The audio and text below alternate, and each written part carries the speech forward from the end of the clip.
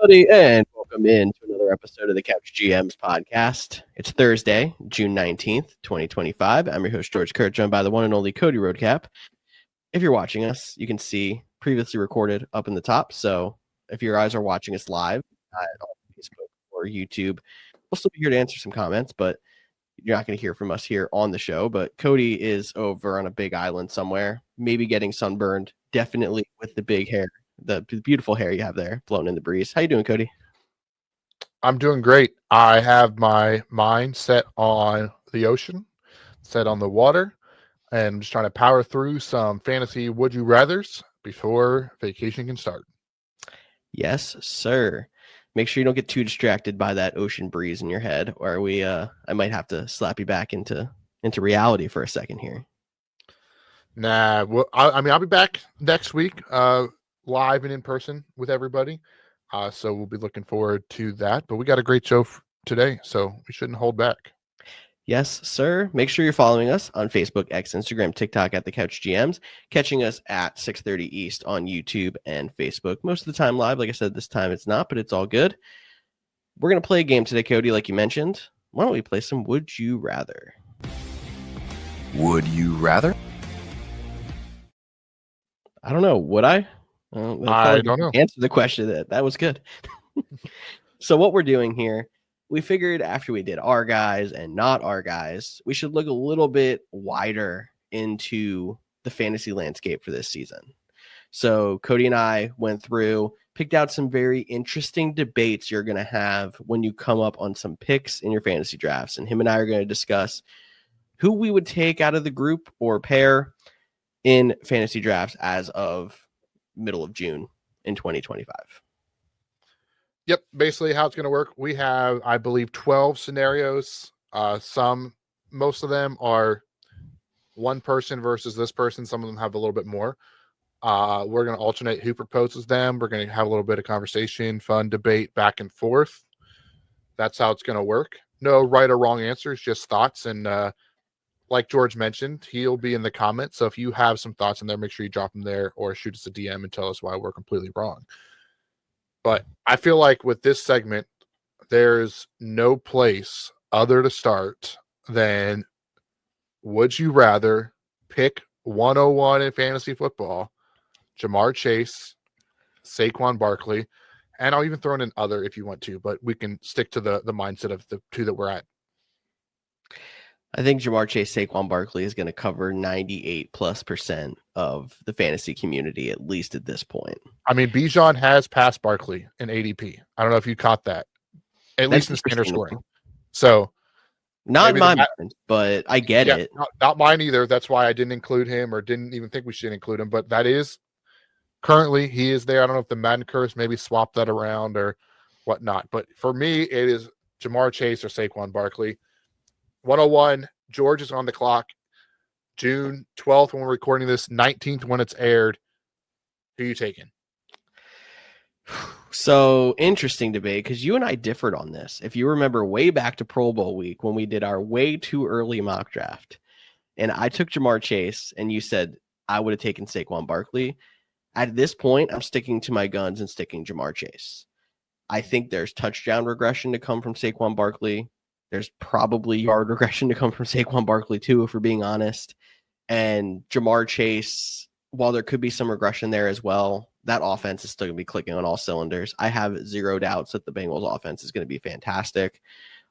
So there's also the talk of 500+ carries out of Saquon Barkley last year. There's maybe been two running backs that have performed really well after a season of that much workload, and they're both named Derrick Henry. So with expecting regression, I'm sticking Ja'Marr Chase. Yeah.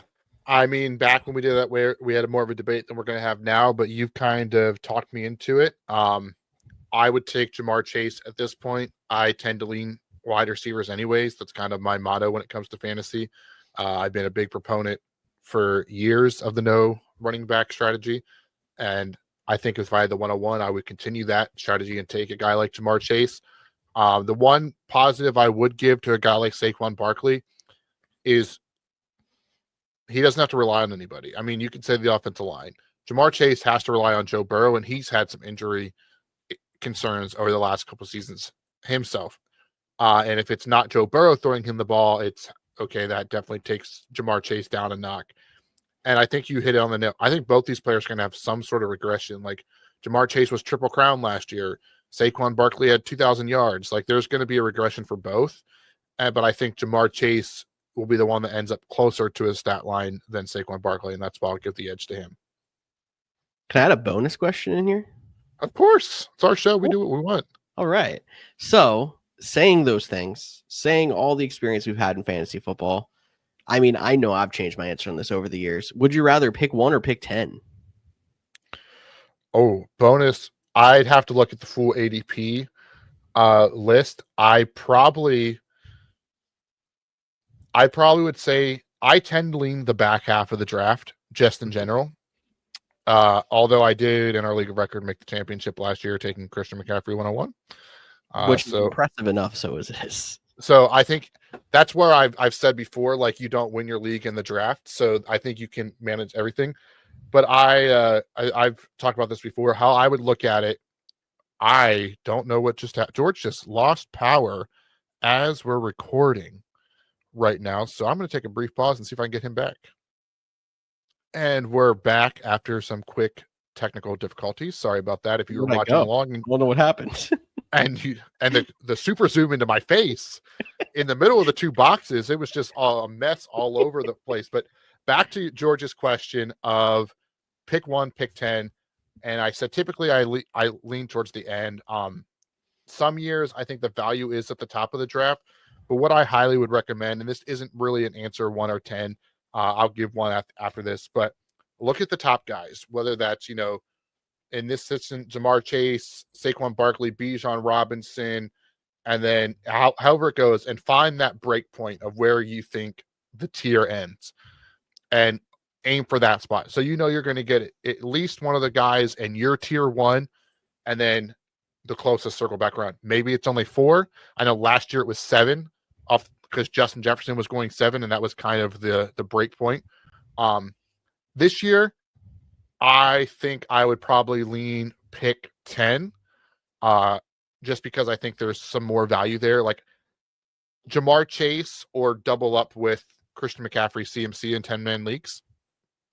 Or not, I said double up with CMC, Christian McCaffrey. Double up CMC Derrick Henry. Yeah. The older running backs, but I like that double up with Jamar Chase and whoever I'm going to get at pick 20. So right now I'm leaning towards the back half of the draft. But in years past, like the back-to-back years of Todd Gurley going 101, I was all in on getting him because he was the top guy. So it's ebbs and flows. This year, I'm going to say I'd rather have pick 10. And maybe next year I'd rather pick 1. Yeah, no, I can agree with that. I think the way that I've kind of changed in fantasy is not just looking at round 1, but I almost kind of look where my break point in round 2 is also. Because I know I'm still probably going to get a very solid guy if I pick 8, pick 9, pick 10. But if I get greedy and want someone in my top tier, picks 3, 4, sometimes 5, but then I'm going to get a much worse player in the middle of the second round. I've learned to really like picking near the end of the first round and getting the top pick in my third tier, let's say. Yeah, I think it's all about preference. Get your guys. Check out my guys, are not our guys. You build out those, build out your tiers, and go from there. And honestly, sometimes you don't have a choice because random draft order, some people hate it, but it is the fairest way. It is, and that's why we run the Couch GMs World Cup that way. But we'll talk more about the Couch GMs World Cup as we get deeper into the offseason if you guys have not been following it previously. So you, funny enough, mentioned doubling up on 2 guys on the turn in 1-2. Our next question on Would You Rather is older RB1s. You can only pick 1 in this case. Would you rather CMC or Derrick Henry? Oh, man, this is so tough. Such a tough one for me because, like, Derrick Henry just continues and continues and continues to dominate. And we called him an older running back, but Christian McCaffrey's still only 29. Like, he hasn't hit that 30 mark yet. He is older. I thought old for a running back was 28 at this point. I think that was the line we set. Okay, perfect. Derrick Henry's only 2 years older at 31, but just continues to dominate. And I think if they're going 11-12, CMC's going one spot ahead of him. If you're sitting at that spot right now, this is where it's important to know who you're going to try to target later. Because if you're going to take a CMC, you're going to want that safer guy, which is why I like pairing them together, but I can't do that in this situation. I'm going to lean Christian McCaffrey. He still has wide receiver or fantasy number one overall player potential. Derrick Henry is very good, and it is a very narrow margin that I'm giving the edge to Christian McCaffrey. Maybe I just can't quit him, but that is what's going to happen. I'm going to take Christian McCaffrey over Derrick Henry in this case. I get it, but I'm going to take Derrick Henry in this case because of the consistency. If I'm going to be able to go out there at the end of round 1 or the top of round 2 and get a guy who's been an RB1 his entire career, minus the 1 year he was injured half the season, which I think he still finished top 20. Crazy enough how good of a first start half of the season he had. I'm going to take it as opposed to worrying about, is CMC going to stay healthy? The biggest argument here is, how do you want to start your draft? Maybe it depends who you match with him on the turn also, but do you want to take the consistency and what is likely the safer pick, or do you want to take the upside? Because the odds of CMC finishing at RB1 is higher than Derrick Henry finishing at RB1, but the floor is better on Derrick Henry. If you're saying that's because CMC's floor is injured again. Yes. Okay. As opposed to Derrick Henry, his floor is safer, being as if he gets banged up, I expect him to play 15 games, miss a game or two. You know what I mean? Yeah, I mean, he only had that one season where he really missed a bunch of time. And yeah, I just think,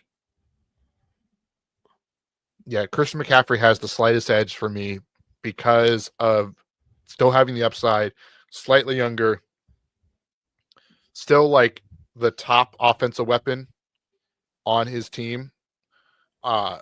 You could argue Derrick Henry would be that if you don't include quarterbacks on the Ravens. So it's it's all very slim margin. The thing I'll say though, just goes to show how consistent, how good Derrick Henry is. He switched teams last year. He dropped to a little bit less than where he was. Christian McCaffrey was going 101. Now they're going right next to each other. Some of that is recency with injury, but that just goes to show how well Derrick Henry is. So honestly, might be one of the hardest would you rather questions we have on today's show. Especially because, I mean, like the answer to all of these, there's not a right or a wrong answer, but I think there's really definitely not a wrong answer in this one. And maybe the right answer is what you mentioned with taking both on the turn, because they complement each other pretty well, actually. Yeah. Like I said, that's, I think, my current favorite strategy, especially in 10-man leagues, because they're ADP 11 and 12. So, again, hopefully taking them 10, 11 makes sense, yeah. Yeah, hopefully you're not drafting your people now for redrafts. That'd be crazy. But if, you're doing best ball, you might have to pick between one of these guys. And in that case, it might even be a Derrick Henry. But you talked a lot of floor and ceiling in your last one. Yep. So let's look at wide receivers. We're going to drop down the ADP a little bit and say floor versus ceiling here. Young buck versus the vet. However you want to word this one. Change it up a little bit. I'm going to start this as player 1, and I'm going to give you his 2024 stat line. Okay. Then I'm going to go player 2, give you his 2024 stat line. And then then I will reveal the players and tell you who you want. So currently wide receiver, player 1, ADP 39, 2024 stats, 17 games, 62 receptions, 885 yards, 885 yards, and 8 touchdowns. Wide receiver, he's in his 30s. That's the old guy. Young guy, only 14 games last year, but had 85 receptions, 1,063 yards, and 8 touchdowns. Actually, these are backwards. Yeah, I thought so too. They're labeled backwards on our rundown. So the top guy was the young one, 62 receptions, 885 yards, 8 touchdowns. The older guy, 14 games, 85 receptions, 1,063 yards, and 8 touchdowns. So the better stats, less games or the younger upside guy now to reveal who they are. Marvin Harrison Jr., Wonder from last year, Devontae Adams, the guy that switched teams and we've talked about enough on this show. Which one are you taking? Interesting the way you played this, because if we were looking stats, no age, I was going to take the 1,000-yard receiver. Once you revealed age and then especially name, I'm leaning the younger guy, so being Marvin Harrison. I think Harrison is, surprisingly enough, maybe for some, maybe others were expecting this, struggled to really get going in the NFL. But now having a year under his belt with understanding the game, hopefully it slows down for him. Kyler Murray, another year separated from the injury and a year in the building with Marvin Harrison. I like his upside better. I'm 100% sure you're going to disagree with this one. But that in this is drafting ceiling as opposed to drafting floor. I think Adams had a floor year last year. As long as you think he's not going to lose anything going to LA now. Yeah, and that's why I'm taking Adams. I mean, he's been my guy. I've talked about him enough. I don't need to spend a bunch more time, another episode in a row talking about Devontae Adams and him being rejuvenated in LA and what it's going to do for him and how well he's going to be this year. I like him. I just thought it was interesting that Marvin Harrison Jr., despite the down year, is still ahead of Devontae Adams in current ADP. And I do think the one case that could be made for Marvin Harrison Jr. is true wide receiver 1 versus wide receiver 1B or 2, depending on how you look at it. Yeah, because you still got Puka Nacua there in LA, who's currently an ADP first round pick. Mm-hmm. No, I think there's still room to grow there for Harrison, which is why maybe there's not a wrong pick here either. And both, I think, might improve this year. Hopefully Harrison more than Adams in my case by picking him instead. But I also want to just clear up, I was picking floor when I was picking Henry versus CMC, and all of a sudden I'm picking ceiling. There comes a point in the draft where it's you want to start taking upside a lot more than safe picks. And somewhere around here is where you start looking at that a lot more. When I'm picking in the first few rounds, you don't want to obviously take somebody who's not going to have that first round potential, but I like taking the safer pick, being I'm not going to get burned by my first round pick. Yeah, I was going to say it using the Derrick Henry CMC debate for tying this into this one. If you took CMC, you might be more inclined to take Devontae Adams because you want a safer guy later in the round. If you took Derrick Henry, you might be more inclined to take the higher upside second-year player in Marvin Harrison Jr. So, there's a time and place to pick floor versus ceiling, but it's also how you do it across your team as well. That's why there's so many things that go into fantasy drafts, and there's plenty of fantasy drafts coming up that you and I get to discuss this more. But I also think I'm not as high on Devontae Adams as you are. I mean, he's going to be a 1B, not really a 2, but I am still bullish on Harrison even after he kind of bit me last year. All right. Do you want to talk quarterbacks? You got another one for us in that category? I do. Going to quarterbacks, we got who is your QB1? Top 2 quarterbacks on the board are currently ADP 28 and 29. Would you rather Lamar Jackson or Josh Allen? I honestly, I'm not probably going to take either because if they're going to where they're going to be drafted, I'm an opponent for a late round quarterback. But I'll play the game. I'll play it how it's going to be. Well, I mean, you can even say in leagues with us, sometimes we have guys that take that first tier quarterback early, but there's plenty of leagues that we're in, even some World Cup leagues where these guys might not go till closer to the end of round 4 because the whole entire league might sit on quarterbacks a little longer. So if that's the case, you may. And if that's the case, I'm going to take Lamar Jackson. He's just been consistent. He gets more on the ground running, so there is that bonus to him. Josh Allen runs a lot too. So it's not like a huge gap, but Lamar Jackson is, but he's been more efficient. He put up elite numbers last year. There's a reason he's ranked higher. So I would say QB1 for me this year is Lamar Jackson. My argument for Josh Allen is I feel like whatever they changed with their offense last year, benefited Josh Allen in running the ball more. There were so many cases where it's like, I don't know if they didn't feel confident enough in the wide receivers on that team to make plays in the clutch, or if it was just what the defense was showing them in a lot of those situations. But it almost seemed like they were running Josh Allen to death almost. It was like listening to Tony Romo. It's like quarterback's legs here every other play when they were on a clutch drive. And it was working for them, and that was really helping Josh Allen's value in fantasy. I mean, wasn't there a stretch last year? He scored like 40 points 3 weeks in a row. But I think when it comes to consistency and still getting all those rushing yards, I like Lamar Jackson, because even though he does go cold and he might have a half where he scores you 4 points, it seems like every single game he has those 4 drives in a row where it's like the Ravens scored on 4 straight drives and Lamar's at 25 fantasy points again. While maybe that's going to, like, Josh Allen's going to eclipse him on ceiling in some games, Lamar Jackson's actually been pretty consistent. Yeah, I don't think, like, we don't have to debate each other on, are these guys good players? We know they are. That's why they're being drafted. So kind of like a bonus question, not a bonus would you rather, but what is the earliest you would take either of these players if you were drafting?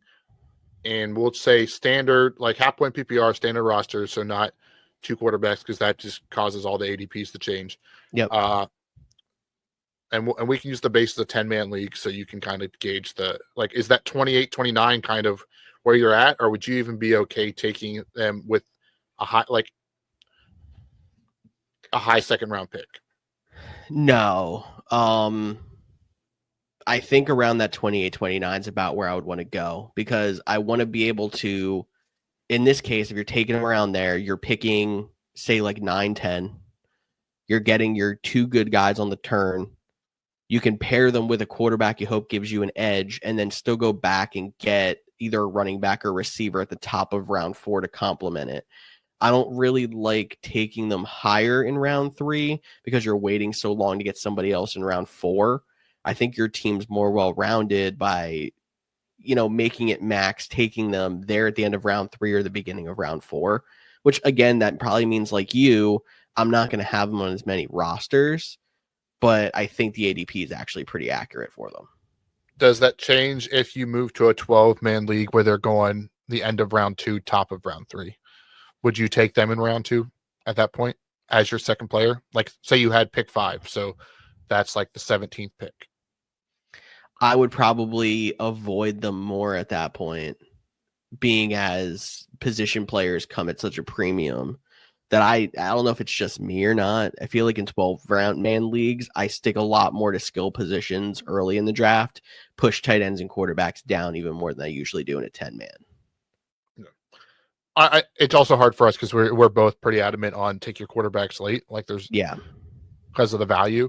But if you were going to take a guy, like, I think if you honestly believe that Lamar Jackson is the difference maker that is going to, quote unquote, carry your team, and that's your guy, and you think his value is there, and you want to take him in the middle of round 2, even in a 10-man league, because you're that confident that the gap between him and everyone else is so different, you can do it because he's going to put up the points. It's just that is the quarterback gap from Lamar Jackson to a Jaden Daniels 3 rounds later, or, even a Jared Goff at the end of the round, is that gap big enough to pass on the skill position players?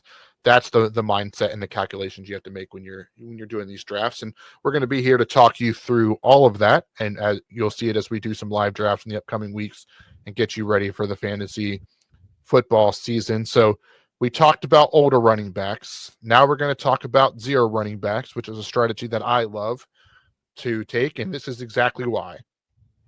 You're in a 10-man league, even at some cases 12-man leagues. We got 2 running backs here, ADP 34 and 41. 34 is Breece Hall, and James Cook is 41. Now, Breece Hall, we were talking about him up all last year, had a pretty down season. So I'm actually kind of surprised that he is ahead of a guy like James Cook after the season that James Cook had last season. But between these 2 guys, you've taken 2 wide receivers, or heck, maybe even took a wide receiver and a quarterback, one of these guys we just talked about. which running back are you coming back to get at the end of, round 3, beginning of round 4? I personally am leaning towards James Cook. I just think the stability in the offense, having Josh Allen there, makes me like having the running back on that team better. You also have to look at game script.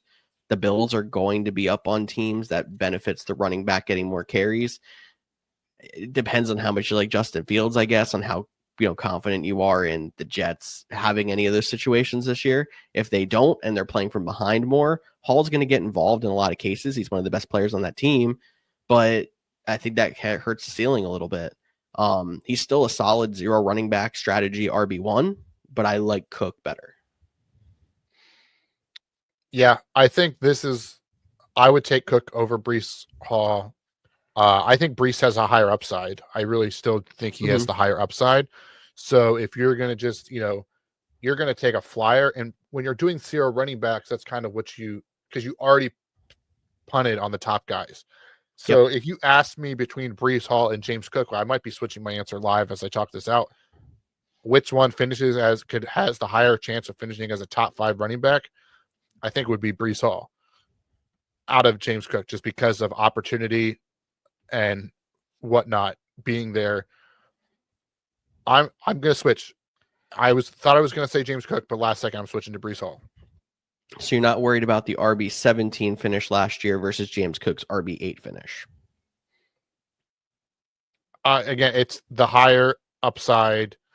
Breece Hall has had some injury history. So again, I flipped live on the air. So you could probably sit here and talk me back into James Cook. But I think in this moment, if I was on the clock, I would hit Breece Hall and then probably hold my breath. Okay. I guess bonus question just to add on there. I'll go guy before this and guy after it. I already know what guy after its answer is going to be if you listened to our show last week.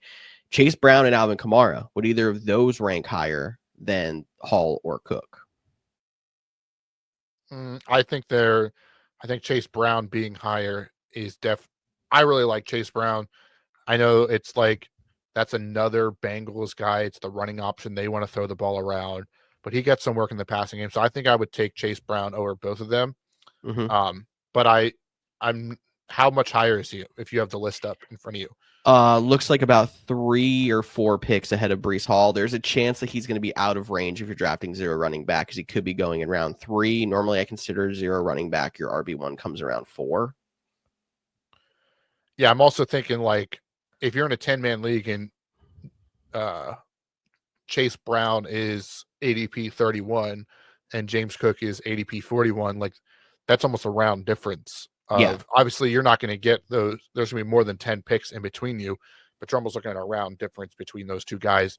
And in that case, I think James Cook has, the better quote unquote value. But my team, I'd probably rather have Chase Brown. Okay. I like it. That was good. So my turn? Yeah. No, it's your turn. No, it's my turn. So this one, we got 4 options. So plenty to talk about on this one. We're looking at number 2 wide receivers on their team's depth chart. All these guys going somewhere around in the 10, in 10-man leagues, round 8. We got Jordan Addison, George Pickens, Jalen Waddle, and Jawan Jennings. This one's interesting to me. Yeah, this one is very interesting to me. And of this group, I'm taking George Pickens. That's not where I thought you would go. Yeah. I'm taking George Pickens because I think he has the best quarterback to support a second wide receiver. Okay. That's fair. I think Dak Prescott has the best opportunity to do that. We don't, because J.J. McCarthy is a question mark. Jalen Waddle, the injury concerns, Tua's concerns, he's had his moments. And then Jawan Jennings, just solid guy. How much do you like Brandon Ayuk coming back? He's ahead of him. I think 4 or 5 places after Jawan Jennings is Ricky Pearsall, who had a really good end of the year.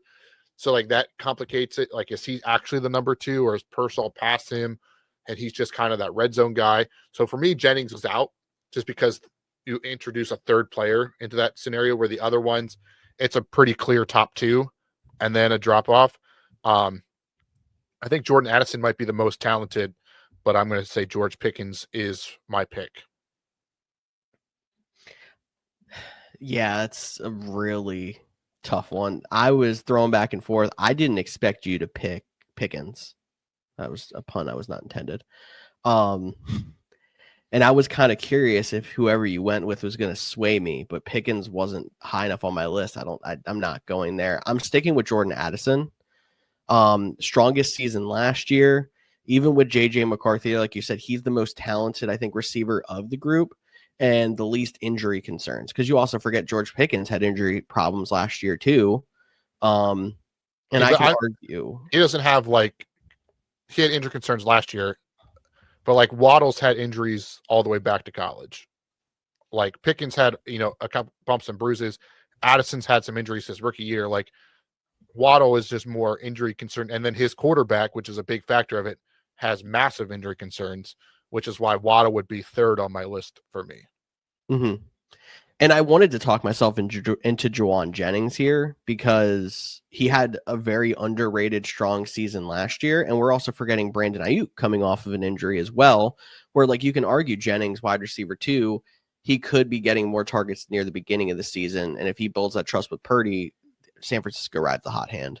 You never know if he's going to carry some momentum throughout the season. But I'm going with the talent and the upside with Addison and hoping the quarterback's not the issue, because I think we've seen so many times where it doesn't seem to matter who's at quarterback, those Vikings wide receivers produce. And you can say as much as you want about like Sam Darnold had a fantastic year.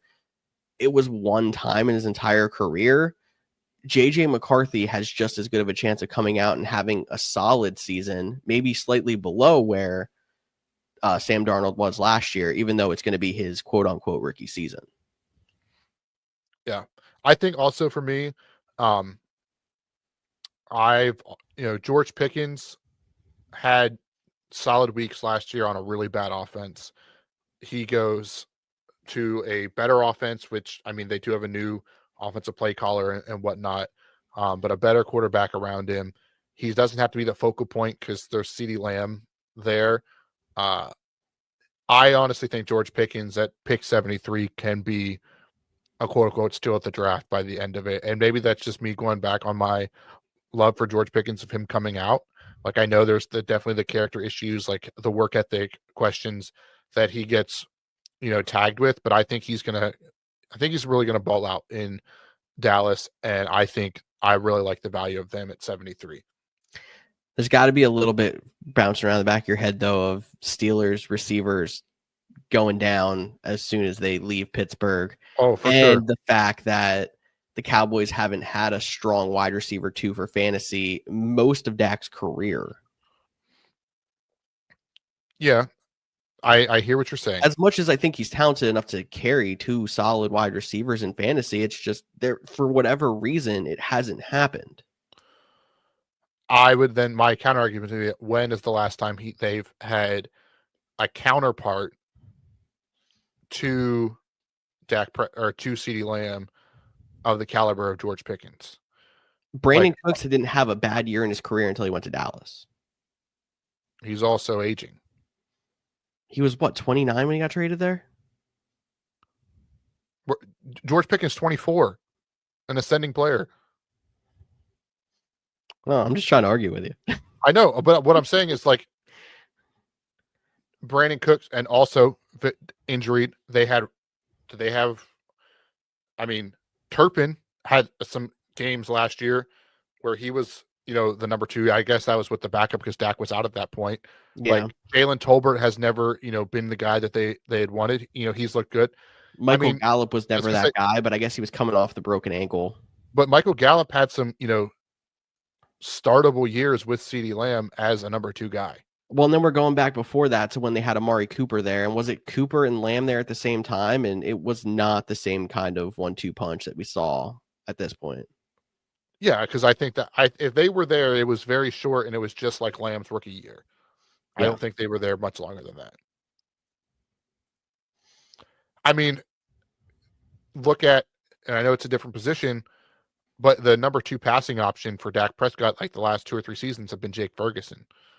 Like, give part of those targets to a guy like George Pickens. I think he has some real upside. And again, of all these 4 players, I like Jordan Addison. I really do.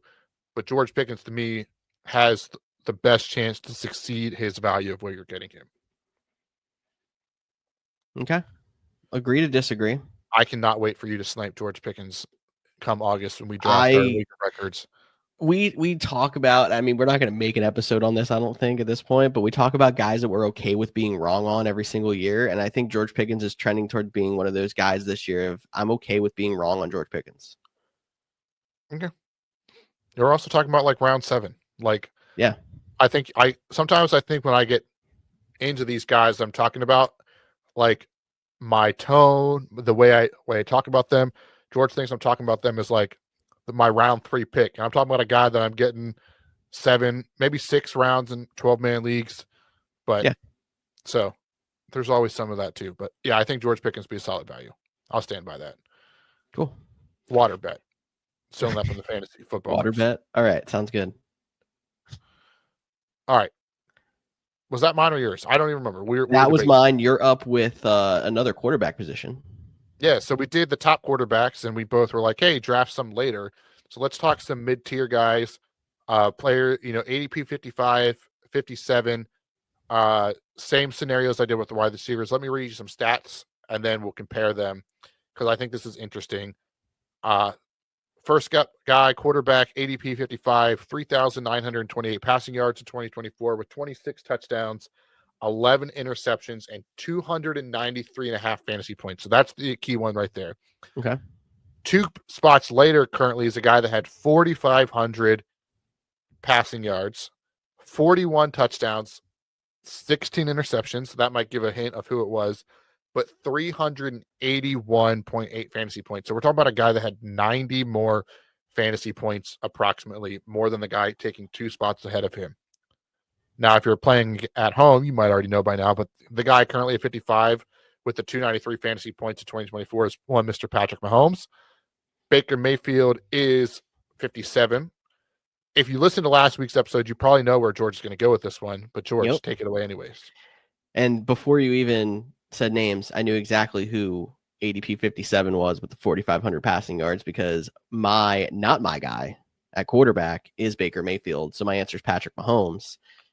I think that there's room for ascension out of Patrick Mahomes. He's the guy that's done it before. You and I talked last week about Baker Mayfield, him being at a weird part of the draft, especially for quarterbacks, where it's like we feel like he got pushed kind of too high. And with the interceptions being there, all that chance to lose points, and the fact that we don't really expect him to hit 4,500 yards and 41 touchdowns again, it just feels like it's going to be one of those cases. If you take him as QB, it's like 6 or 7 or something, he has a much better chance of finishing his QB 10 to 12, and you're not going to get your value, as opposed to Mahomes. If he replicates this, that stinks, but there's a much better chance of him outperforming this ADP. Yeah, I think that's, for me, why I'm still going to lean Mahomes in this case. You kind of missed out on the top 5 guys in terms of fantasy. Mahomes is still arguably one of the best quarterbacks in the league, if not the best. He's your best chance at this part of the draft of getting a quarterback that's going to finish in the top 5. Not saying he's going to. He's your best chance of getting someone who could. Honestly, Mahomes still has the talent and to finish as QB1, right? Yeah. Like it could come right back. It could. Honestly, if you flip the stat lines next year, if you say in 2025, Mahomes had 4,500 passing yards, 14 touchdowns, 16 picks, and Baker dropped to 26 touchdowns, but only 11 interceptions, I wouldn't be surprised at all. So I'm going to take Mahomes for that reason. But again, they're very close. And I'd to probably give you an idea, that Baker Mayfield stat line last year finished him at QB4. So interesting case there. But I think even at this rate, me and George are still both on. Can we take option C, other, and take one even later? Option C, other, is where I would probably go if I don't get one of the top 4 to 5 quarterbacks. But for sake of this argument, Mahomes is my answer, definitely. Want to go back to running backs? All right, so we got rookie running backs, and now this one definitely got a little bit more interesting as J.K. Dobbins signed. This is What? mine. Is it? Yeah. You could just let me roll with it, man. I was on a roll. Go ahead. Nope, take it back. You rudely interrupted me. So take it away. So we are talking rookie running backs, and like you said, this one got interesting because RJ Harvey is one of them. He's currently ADP 50 running back 18, but they just signed J.K. Dobbins in Denver. Flip side, we got Omari and Hampton with the Chargers, RB 17, ADP 45.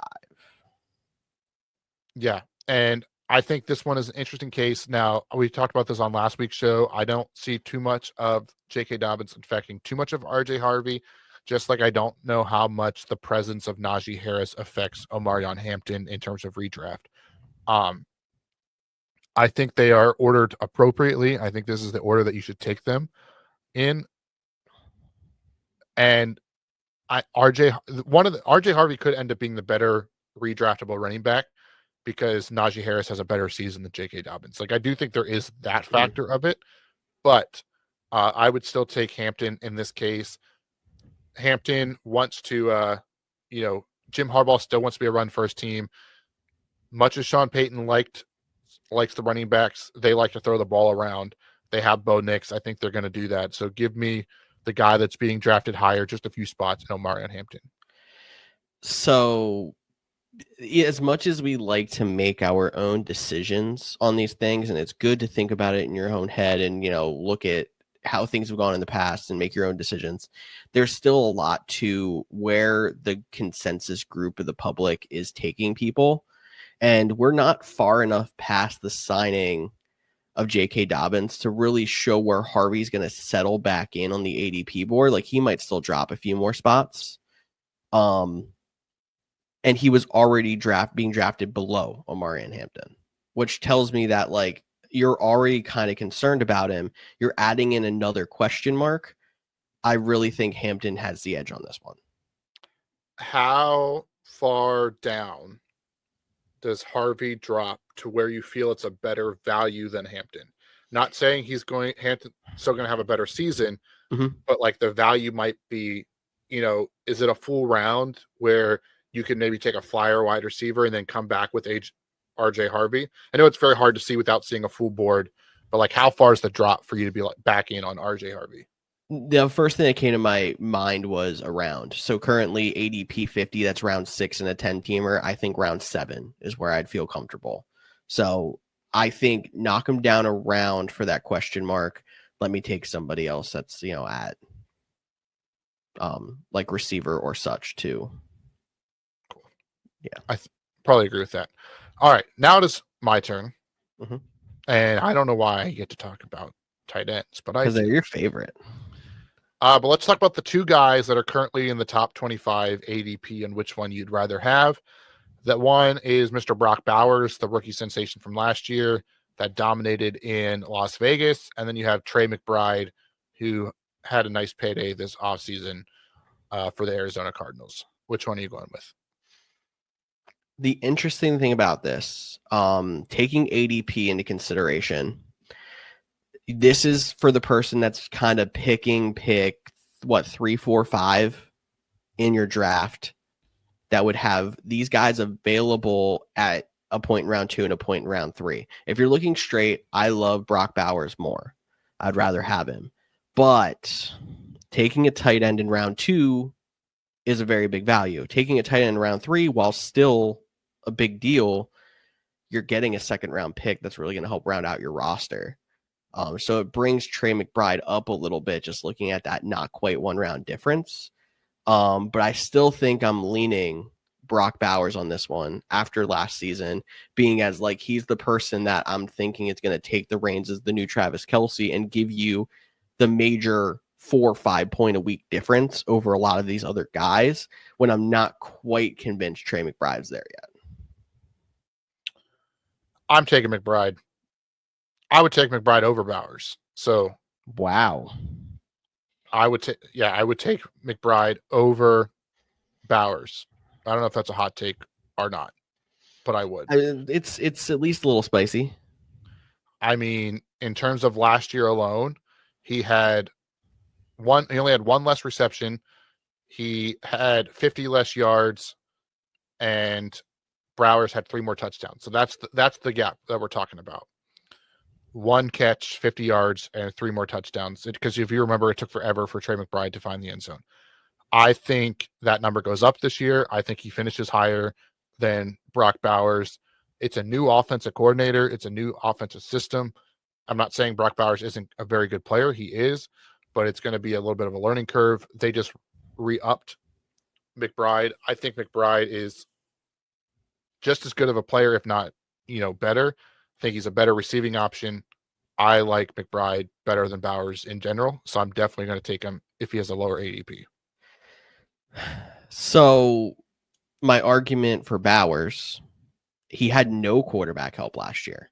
I don't even think you could name all the quarterbacks that threw him the ball last year. And while Geno Smith might not be the most exciting guy, it's stability and somebody who's been consistent over the last 3-4 seasons. Meanwhile, McBride now has had 2 years with Kyler Murray, at least most of 2 years. I think he's come into his own. He's definitely a top 3 tight end, not arguing that. But I think you're kind of seeing where his ceiling could be. We're forgetting Brock Bowers was a rookie with no help, finished as tight end 1. I think the ceiling is insanely high there, and we could see more improvement out of him than we could out of McBride, which is why I still like Bowers better. Yeah, I don't think we've seen the ceiling for either of these players. Our former guest, now sometimes recurring host, Tyler, if you're a longtime listener of him, used to always talk about how rookie quarterbacks or young quarterbacks, tight ends were their best friend. I think that could play a factor into the Brock Bowers reception targets. Geno Smith isn't a rookie. He's a veteran that knows how to stay in the pocket, knows how to throw the ball around. When's the last time Geno Smith had a relevant tight end? You could argue when's the last time he had when's the last time he had a tight end that had that ability? I mean, the last one that put up numbers was probably Will Dissly. And that Will was Dissly was great, but no, he definitely couldn't stay on the field. I would argue if Will Dissly in his prime actually could play a full season and not get hurt, he could have been a top 5 tight end. I mean, he was very touchdown dependent, which most tight ends are. I think Yeah. that's where you get the value of both of these guys, is that they're not touchdown dependent. I mean, 2 and 5, and to be tight end 1 and 2 last year, despite only having so little touchdowns. That's why for me, what Brock Bowers did was impressive. How much better can it get is to wait and see. Big fan of Trey McBride. I like the quarterback situation there better. I like the offense around him.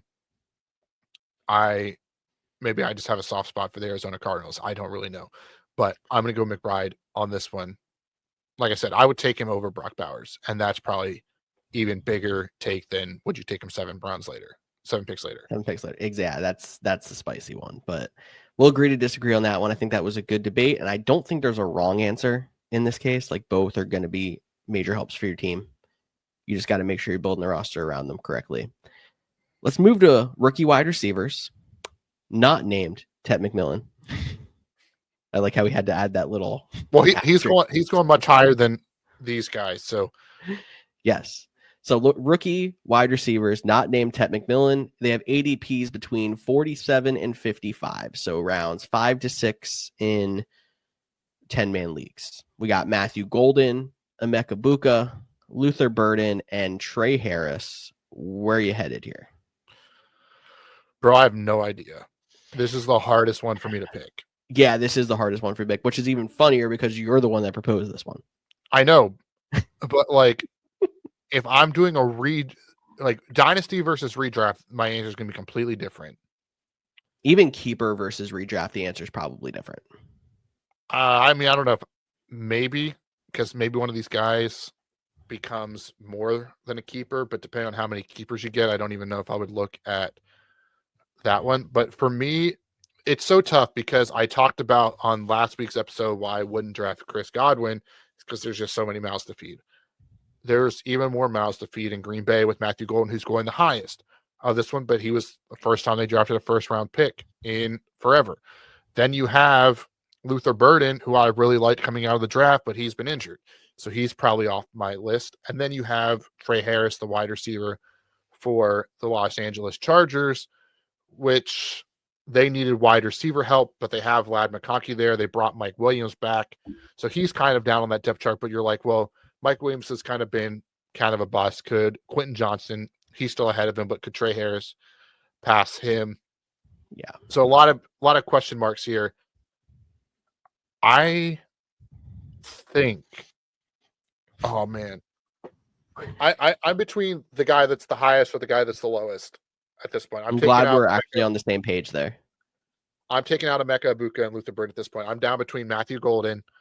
Can he be the guy that breaks through for the Green Bay Packers? Or do I wait 7 picks and take the guy who could break through with the Chargers?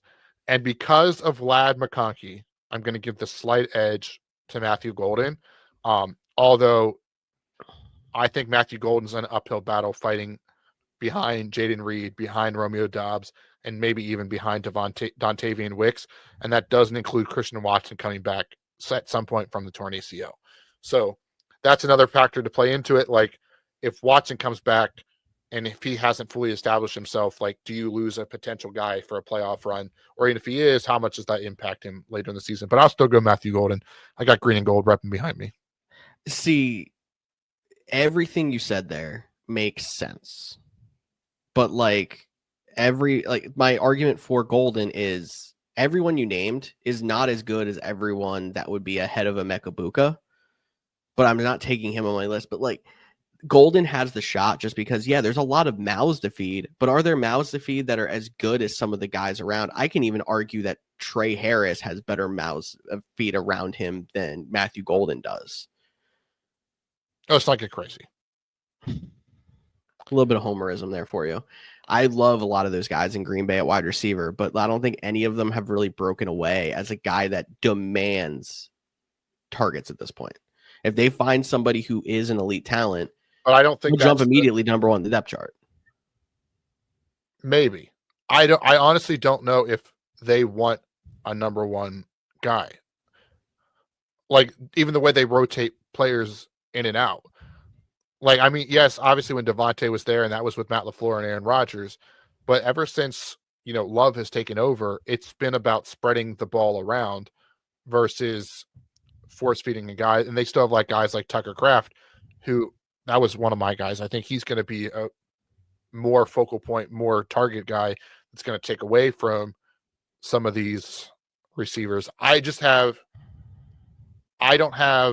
really like Matthew Golden as the prospect. Mm-hmm. And I picked him out of these 4. And that might be the homerism coming through, is me picking him out of this 4. But I do think the people are like, oh, Green Bay finally took a wide receiver in round 1.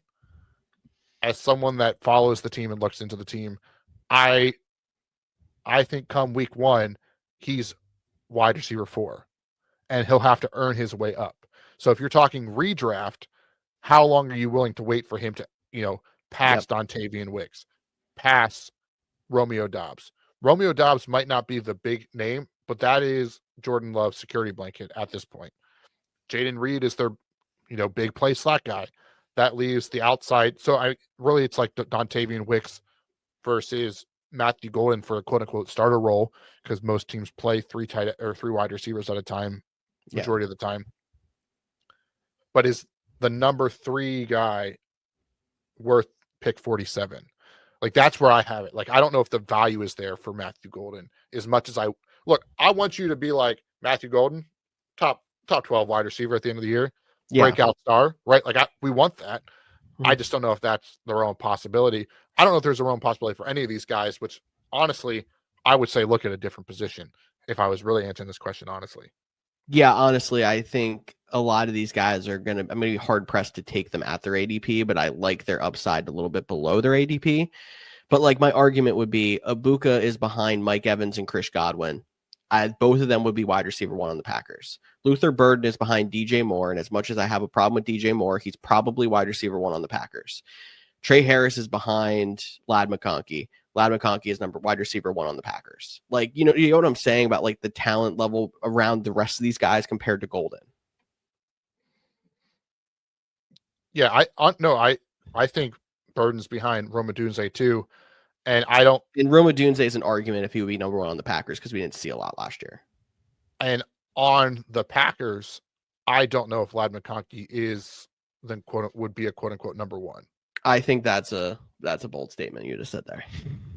No, Ladd McConkey is a very good slot receiver. I'm saying you put him on the Packers. I don't know if he does the same in their scheme, their system. What he does and what Jaden Reed does, I don't think is much different, but you see the fantasy gap and just like the stat gap between Jaden Reed and Ladd McConkey because of how they value the slot position. That's kind of what I meant with like, is the value. Like, Ladd McConkey's going to get 100 targets. Yeah. You can't say that Jaden Reed's going to get 100 targets. That's what I meant by that. I kind of wish he would because I feel like he's actually done it once in his career where he had a very solid season, and last year was disappointing. And I don't even know why I'm arguing this because I'm putting a lot out there to give Matthew Golden a boost, but I'm picking Trey Harris. And I think part of that is because I think he has no problem getting more targets than bricks for hands Quentin Johnston. And Mike Williams, as much as I like Mike Williams, has only done it for 1 season in his career as well. And while he may start the season as wide receiver 1, Trey Harris has a clear track to be their number 1 outside receiver. And then he just has to fight for targets with Ladd McConkey. Yeah. Also, I was curious looking at this right now. Jaden Reed is only being drafted 6 spots higher than Matthew Golden, with the only 2 wide receivers in between them is Stephon Diggs and Brandon Ayuk. And then Tucker Kraft is being drafted as a tight end 10 spots after Matthew Golden. So kind of goes to show like there's a lot of question marks in Green Bay. So I don't hate your Trey Harris pick. That was probably the smart pick, honestly. I'm hoping, I mean, it doesn't look like it just looking at the depth chart straight out. I'm hoping it's the least traffic in front of him out of these guys. If you told me again, if we go back to the 3 wide receiver sets, if you told me Trey Harris is starting outside of, even if it is Quentin Johnston over Mike Williams with McConkey in the slot, like I don't think that's outside the realm of possibility week 1. Yeah. I mean, take your pick of Johnston or Williams. Trey Harris has just as good of a chance to be on the outside of one of those 2 as both of them playing at the same time. And then McConkey's got the slot locked up. Yeah. Cool. We spent a lot more time on that than I thought we were going to. That's good because a lot of our listeners probably don't know a lot about the rookie receivers. I know I had to take a deep dive into a lot of it too. So I think it was a very good conversation to get it out there, and you and I kind of go back and forth on it. Yeah. And watch, Emeka Buka ends up as the top one of these 4 probably. Yeah, probably. All right. So is it my turn? We have 2 more. Yes, it is your turn. 2 more. All right. RB3. So, or flex play if you're, but age or experience. So you have 25, 26, and 27. You have the rookie Caleb Johnson for the Pittsburgh Steelers. Then you have the old man of the group, Aaron Jones, 26, and then Tony Pollard at 27. Where are you going? I get a little concerned about Caleb Johnson, knowing that he's going to be a first and second down back, it seems like at this point, but he's not going to play all 3 downs. Aaron Jones might be the exact same situation, and honestly, Tony Pollard, the same situation too. I've heard a lot more out of Titans camp about them trying to pull carries away from Tony Pollard to make sure he doesn't wear down. That makes me kind of lean away from him. I'm leaning Aaron Jones in this case. He was a little frustrating last season, but I think he was frustrating last season because we were trying to put him up to the hype of where he was being drafted, as opposed to this year being a running back 3 going in round 8 or so. I think he has a really good chance to outperform those expectations. And I've heard the least about trying to take workload away from him, and he did just sign a new deal, so obviously he's in favor there. Yeah, I would take Caleb Johnson's, if not it for me, not in redraft, not this year. One, they just Jalen signed, Warren is going to eat into something there. and they just signed Aaron Rodgers, who likes to throw the ball. Like, I'm not taking fair. Aaron Jones, Tony Pollard, that's an interesting one. I'm going to lean Aaron Jones on this one too, because I think the offense will be better. Like, I think there'll be more opportunity to score touchdowns and whatnot than the Tennessee will. But Pollard had a really good season last year, despite getting a little bit banged up near the end. Aaron Jones, same thing. He started off really strong. He was a similar ADP last year, maybe a slightly higher, but in terms of, where he was going, and we were like, yeah, take him. He'll be good in Minnesota. They re-signed him. I know they also traded for Jordan Mason as well to help leave some stress there. But they also were splitting him with Cam Akers and equivalent last year too. Like, it's not like he was a sole 80% back last year. And Aaron Jones never has been. I think that's why his ADP has always been lower. But I think that's why he'll be able to play longer, older, is because he doesn't have as much wear and tear. So I would take Aaron Jones in this case as well. We have one where we agree, ladies and gentlemen. And we have one left. I'll just keep us going here because we're at our hour mark already.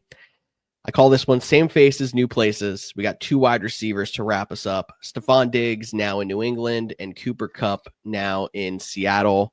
We got wide receiver 44 and 46, both going in round 10 in 10-man leagues.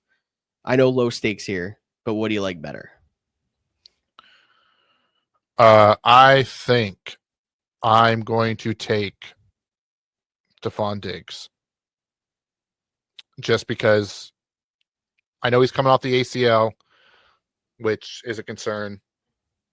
And I know I talked about last week how I wasn't a big fan of JSN for his value because of guys like Cooper Kupp. But JSN is still there. Unless I'm forgetting somebody, who else is in New England to catch the ball? I'll take a quick look at their depth chart, but I am thinking of nobody as well. So I'm going to take Stephon Diggs. Now, we know Mike Vrabel's going to want to run the ball, but Drake May over the top, Stephon Diggs, I think there is potential there, and I like him better than Cooper Kupp, which it's crazy how low these guys are, thinking just like 3 seasons ago. Seriously. So other receivers on the Patriots depth chart, to give you an idea, they signed Mac Hollins. They have Mario Douglas, Kayshon Boutte, Kendrick Bourne, and 3rd-round pick Kyle Williams are the notables. And Jalen Polk. Yes. Former 2nd-round pick from last year. Yes. That did not do much, so. Exactly. See, I was 100% convinced when I was making this that I was going to lean Cooper Kupp, but you made a really good point to me, not only this time when you're talking about competition on the depth chart, but how Cooper Kupp and Jackson Smith and Jigba play very similar roles, and it's hard to project forward how that's going to play out. I find it really hard to be like, I'm going to put some money on a wide receiver in New England when that's just been a wide receiver graveyard since Tom Brady's been gone. But I think Stephon Diggs would be where I'd lean here. The nice thing, like I said, he was there. What was that? Wasn't great when he was there for fantasy. That's like, it was fair. wrong. Yeah, Edelman had his moments. Welker had his moments, but that's like throwing. I can even argue that Welker did better with Manning. I was going to say the same fantasy. thing. Like, outside of the Randy Moss 18-1 season, like, and that's a real throwback in fantasy. Like, it has not been great for New England. That might have even been pre us in fantasy, right around when I got started, I think. Yeah, I was probably just getting started to know what I was doing, playing free leagues on NFL.com, trying to figure out if I was in a league or a mock draft because they're not a sponsor, because it's hard to tell sometimes on that website. Yes, so true. Oh, we got through it. We thought we were going to. It was a monster of an episode. Yeah, we thought we were going to take a lot longer to go through that. But George, you ready to get out here? Anything else you want to say? No, I hope to get a picture of your hair blown in the breeze all majestically. I'm sure you will. I'm sure you'll see pictures. George follows me on Instagram. If you want, you can find it by searching up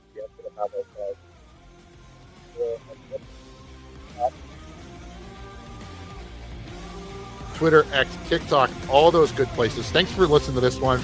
Let us know in the comments of the show. George will be answering questions that this is recorded, or on DMs on which guys you like, which guys you would go differently.